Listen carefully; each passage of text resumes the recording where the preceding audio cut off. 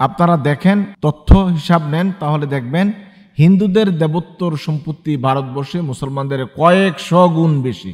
এটা বলা হচ্ছে না যে আমাদের ইসলাম ধর্মে যেমন ওয়াকফের ব্যবস্থা আছে, হিন্দু ধর্মেও দেবোত্তর সম্পত্তির একটি ব্যবস্থা আছে। এই দেবোত্তর সম্পত্তিগুলোর ব্যাপারে কোনো সাউন্ড করা হচ্ছে না, কোনো কিছু বলা হচ্ছে না। আশারাম বাপু তার যে ট্রাস্টি সম্পত্তি আছে, এই ট্রাস্টি সম্পত্তি বা দেবোত্তর সম্পত্তির পরিমাণ হলো 10,000 একর। ভারতে আরেকজন খুনি এবং ধর্ষক আছে, রাম রহিম। এই রাম রহিমের দেবোত্তর সম্পত্তির পরিমাণ হলো 7,500 একর। এক নম্বর কাজ হবে যারা ভারতের মুসলমান তারা সুপ্রিম কোর্ট এবং হাইকোর্টে এই বিষয়ে মামলা দায়ের করা। 2 নম্বর বিষয় হলো পুরা ভারতবর্ষ জুড়ে একটা ব্যাপক গণ আন্দোলন তৈরি করতে হবে। 3 নম্বর বিষয় হলো একটি মুসলমানদের পক্ষ থেকে প্রচারণা দরকার, যে প্রচারণায় আন্তর্জাতিক বিশ্ব তাদের প্রতি চাপ সৃষ্টি করবে ভারত সরকারের প্রতি। 4 নম্বর বিষয় হলো মুসলিম বিশ্বের, বিশেষ করে মধ্যপ্রাচ্যের দেশগুলোর জন্য, মুসলিম দেশগুলোর জন্য এটা খুবই একটি জরুরি কাজ যে ভারতীয় পণ্যকে বয়কট করা। বাংলাদেশ সহ পৃথিবীর সকল দেশে যেখানে মুসলমান সংখ্যাগরিষ্ঠ আছে বা মুসলমানরা দেশ পরিচালনা করে, তাদের এখন উচিত তাদের দেশে বসবাসকারী হিন্দু সম্প্রদায়ের সম্পত্তি বা দেবোত্তর সম্পত্তিগুলোকে বাজেয়াপ্ত করা। ভারতে বিতর্কিত ওয়াকফ বিল পাস, এই ব্যাপারে কিছু বলবেন কি? এ বিষয়ে মুসলিম উম্মার করণীয় কি? আলহামদুলিল্লাহ ওয়াসসালাতু ওয়াসসালামু আলা রাসূলিল্লাহ, আম্মা বাদ। আল্লাহ রাব্বুল আলামিন মানুষদেরকে সম্পদ দিয়েছেন, আর এই সম্পদ আল্লাহর রাস্তায় বিলি করার, বন্টন করার, দান করার একটি ইসলামী পদ্ধতি হলো ওয়াকফ।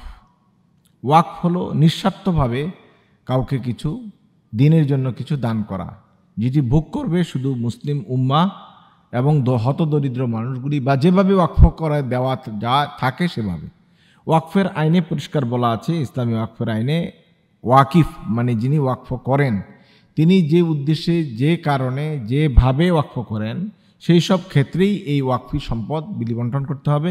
অন্য জায়গায়, অন্য ক্ষেত্রে এগুলি ব্যবহার করার কোনো সুযোগ নাই। সেক্ষেত্রে হাজার বছরের ইসলামের ঐতিহ্য যে মানুষ তাদের সম্পত্তি দ্বীনের উদ্দেশ্যে, প্রচারের উদ্দেশ্যে, ইসলামের জন্য মানে ওয়াকফ করেছে। এটা আমরা দেখতে পাই যে আমাদের দেশও হাজি মহসিনের ওয়াকফ স্টেট ছিল। ভারতবর্ষে হাজার হাজার ওয়াকফ স্টেট রয়েছে যেগুলি মুসলমানদের কল্যাণে মুসলমান দানশীল ব্যক্তিরা দান করে গিয়েছেন। কিন্তু বর্তমানে আমরা এই কিছুদিন ধরে দেখছি যেটি ব্রিটিশরাও যে কাজটি করে নাই। এ দেশে মুসলমানদের বিরুদ্ধে সবচেয়ে বেশি খড়গহস্ত হয়েছে ব্রিটিশরা। বিগত 200 বছরের শাসন আমলে তারা মুসলমানদের লাখেরাত সম্পত্তিগুলোকে বাজেয়াপ্ত করেছে। তারা মুসলমানদেরকে নানাভাবে সম্পত্তির দিক দিয়ে নিগৃহীত করেছে। কিন্তু সেই ব্রিটিশরাও মুসলমানদের ওয়াকফকৃত সম্পত্তিতে হাত দেয় নাই।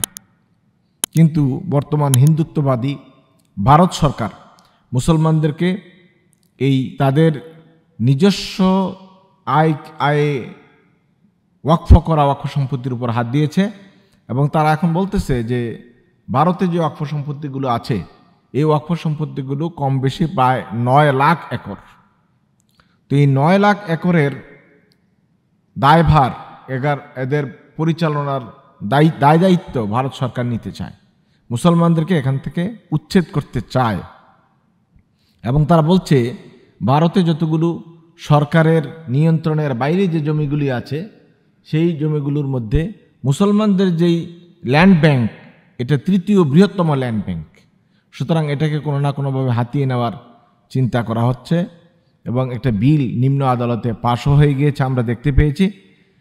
কিন্তু এটা বলা হচ্ছে না যে আমাদের ইসলাম ধর্মে যেমন ওয়াকফের ব্যবস্থা আছে, হিন্দু ধর্মেও দেবোত্তর সম্পত্তির একটি ব্যবস্থা আছে। দেবোত্তর সম্পত্তি এটা হলো ওয়াকফ সম্পত্তির মতোই একটি বিষয়। এই দেবোত্তর সম্পত্তিগুলোর ব্যাপারে কোনো সাউন্ড করা হচ্ছে না, কোনো কিছু বলা হচ্ছে না। অথচ যদি আপনারা দেখেন, তথ্য হিসাব নেন, তাহলে দেখবেন হিন্দুদের দেবোত্তর সম্পত্তি ভারতবর্ষে মুসলমানদের কয়েকশো গুণ বেশি। ওগুলোর ঠিক কোনো ব্যবহারও হয় না, তসরুফ হচ্ছে, বিভিন্ন রকমের মানে সেখান থেকে লুটেরারা লুট করে নিয়ে যাচ্ছে। এবং সেখানে শুধুমাত্র 2 জনের কথা যদি আমরা বলি, ভারতের একজন শ্রেষ্ঠ ধর্ষক এবং খুনি আশারাম বাপু, তার যে ট্রাস্টি সম্পত্তি আছে, এই ট্রাস্টি সম্পত্তি বা দেবোত্তর সম্পত্তির পরিমাণ হলো 10,000 একর। এটা আমরা একজন ব্যক্তির কথা বললাম।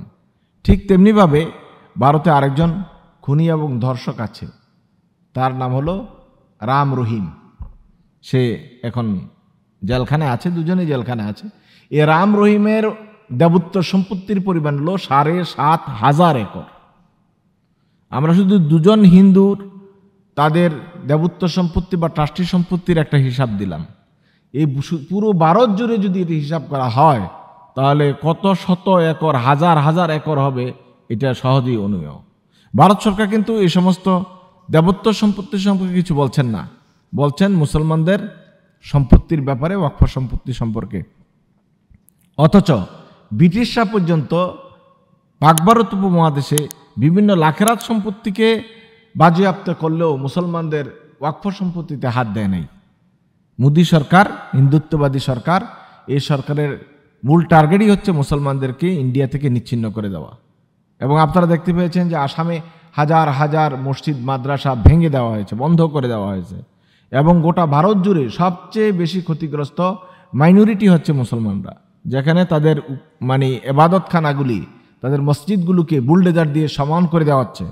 এবং গত হোলির সময়ে কিভাবে মুসলমানদের দাঙ্গা লাগানো হয়েছে গুজরাটে এবং বিভিন্ন প্রদেশগুলোতে সারা ভারত জুড়ে, এটা আমরা সবাই জানি।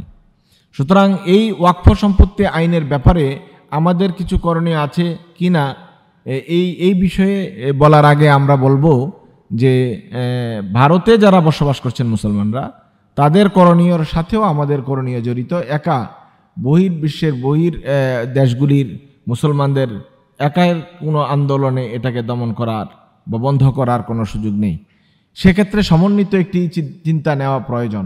1 নম্বর কাজ হবে যারা ভারতের মুসলমান, তারা সুপ্রিম কোর্ট এবং হাইকোর্টে এই বিষয়ে মামলা দায়ের করা এবং সেখানে পূর্ণ এভিডেন্সগুলি উপস্থাপন করা যে কী কারণে কেন তাদের সম্পত্তিকে নেওয়ার কোনো সুযোগ মোদী সরকারের নাই, এই বিষয়টি উপস্থাপন করা। আমরা অতীতেও দেখেছি ভারতের সুপ্রিম কোর্ট, হাইকোর্টে বিভিন্ন মামলায় সরকার হেরে গিয়েছে। সুতরাং যদি এটাকে ভালোভাবে উপস্থাপন করা যায়, আশা করা যায় যে এটা মুসলমানদের পক্ষে আইনি লড়াইয়ে মুসলমানরা জয়ী হওয়ার সম্ভাবনা শতভাগ। 2 নম্বর বিষয় হলো পুরা ভারতবর্ষ জুড়ে একটা ব্যাপক গণ আন্দোলন তৈরি করতে হবে। যেই গণ আন্দোলনের মাথায় বন্দি সরকার আত্মসমর্পণ করে মুসলমানদের ওয়াকফ সম্পত্তিকে ফেরত দিতে বাধ্য হবে।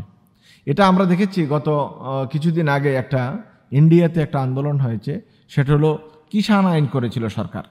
এই কিষাণ আইন বা বিল পাশ করার জন্য নিম্ন আদালতে, উচ্চ আদালতে যখন পাশ হয়ে গেল, কৃষকরা মিলে পুরা ভারত জুড়ে একটি গণ আন্দোলনের ডাক দিয়েছিল এবং এই গণ আন্দোলনের কাছে নতি স্বীকার করে নতজানু হয়ে মোদী সরকার এই কিষাণ বিলটাকে স্থগিত করতে বাধ্য হয়েছে। মুসলমানরা যদি এমন চাপ সৃষ্টি করতে পারে তাহলে এটাই হবে মুসলমানদের জন্য প্লাস পয়েন্ট। আর যদি এটা করতে না পারে, ধীরে ধীরে কিন্তু মুসলমানদের অবস্থা আরও খারাপ হবে, তারা কোণঠাসা হয়ে যাবে। এটাই হলো স্বাভাবিক বিষয়। 3 নম্বর বিষয় হলো একটি মুসলমানদের পক্ষ থেকে প্রচারণা দরকার, যে প্রচারণায় আন্তর্জাতিক বিশ্ব তাদের প্রতি চাপ সৃষ্টি করবে ভারত সরকারের প্রতি। ইতিমধ্যে আমরা দেখেছি কিছু কিছু মিডিয়ার কারণে এবং প্রচারণার কারণে আমেরিকায় এবং ইউরোপ জুড়ে তাদের বিরুদ্ধে বড় ধরনের একটা চাপ সৃষ্টি হয়েছে। আমেরিকা তাদের প্রতি অত্যন্ত অসন্তুষ্ট এবং এই বিষয়গুলো নিয়ে তারা এখন ইন্ডিয়ান সরকার খুবই চাপের মধ্যে আছে। এই চাপটাকে আরও বৃদ্ধি করতে হবে। 4 নম্বর বিষয় হলো মুসলিম বিশ্বের, বিশেষ করে মধ্যপ্রাচ্যের মুসলিম দেশগুলোর জন্য এটা খুবই একটি জরুরি কাজ যে ভারতীয় পণ্যকে বয়কট করা এবং আন্তর্জাতিক বাণিজ্যের ক্ষেত্রে তাদের উপরে বিধি আরোপ করা। তাহলে এটা যেটা হবে সেটা হলো, যদি তারা বাণিজ্যিকভাবে কোণঠাসা হয়ে যায়, তাদের অর্থনীতি দুর্বল হয়ে যায়, তারা বাধ্য হয়ে মুসলমানদের উপরে এই নির্যাতনমূলক আইনগুলো প্রত্যাহার করতে বাধ্য হবে।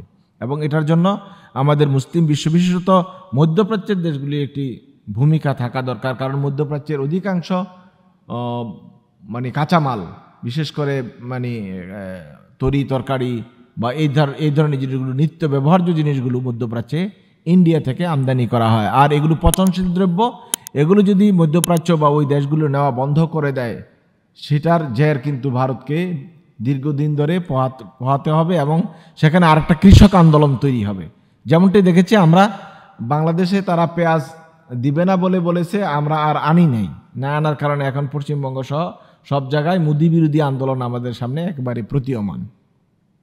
4 নম্বর বিষয় হলো, বাংলাদেশ সহ পৃথিবীর সকল দেশে যেখানে মুসলমান সংখ্যাগরিষ্ঠ আছে বা মুসলমানরা দেশ পরিচালনা করে, তাদের এখন উচিত তাদের দেশে বসবাসকারী হিন্দু সম্প্রদায়ের সম্পত্তি বা দেবত্ব সম্পত্তিগুলোকে বাজেয়াপ্ত করা।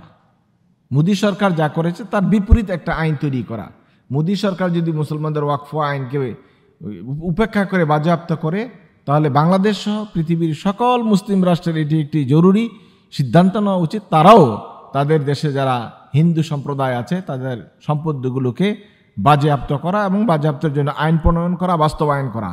তাহলে পাল্টা আইনের ভয়ে এই দেশে যারা মুসলিম আছে, হিন্দু আছে বা অন্যান্য দেশে যারা হিন্দু আছে, তারা যখন চাপের মুখে পড়বে, তখন ভারত সরকার পিছু হটতে বাধ্য হবে।